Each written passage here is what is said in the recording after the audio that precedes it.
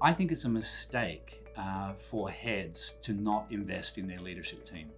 I think that the development of the B ring, as we call it at ISM, those senior leaders in the school, is a critical element of a healthy and successful school. I think that a head is only as strong as the weakest link on their B ring. I think that the stronger that team is in terms of their professional development, their understanding of how children learn and the structures and functions that are required for schools to be successful, then ultimately the stronger the head and the stronger the school.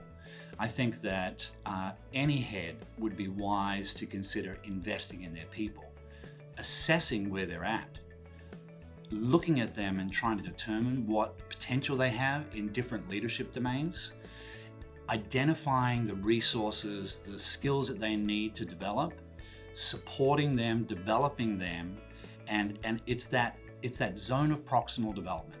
It's that space where the leadership team becomes just a little bit uncomfortable, where they're challenged just enough. And sometimes that has to happen outside of the school setting. Sometimes they have to go outside to hear a different perspective. And I think that schools that are wise and invest time and energy and resources in helping the leadership team have those experiences, they end up with great results because you get new ideas on the table. And that's really what moves the needle in schools. So it's got to be a priority. You've got to build your team, because when you build the team, they bring such strength to the table. Being a head is more than a full-time job. Being a head is a 24/7 experience for many people. It certainly was for me. And I think that it is easy to get lost in the inevitable day-to-day crisis that occurs. It's easy to get caught up in every single detail that's going on at the school. And I understand that. I think that that's an important part of the role, is to be present. However, for a head to really continue to grow, for a head to actually find time and space to step back from the day-to-day, to find a chance and a time to reflect, to incorporate new learning, that's so important. It's so important in that we learn through reflection. And when we are so busy running from crisis to crisis, when we are so preoccupied with all of the details, I think we abdicate a critical responsibility that we have as a head of school, which is to provide vision. I think that it is critically important that heads are able to step away from the day-to-day, that they are able to think about the bigger picture.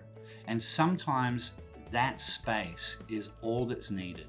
It gives you a chance to incorporate new understanding, to add it to your tree of knowledge. And I think that schools benefit from heads that really selfishly give themselves time to learn, give themselves time to develop new understandings. It's so easy to let the immediate dominate everything that you do.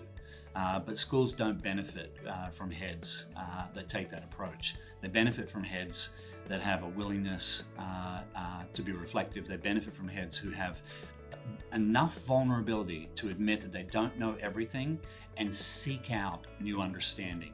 That really matters. The value of the ISM workshops, in my mind, is the intimacy that it offers. It is intentionally small. It is an opportunity for folks who have a specific identified need to come together as a cohort to work with experts in the field and practitioners in the field, and to build a learning community. And I think that's really, really different. It isn't a sea of people.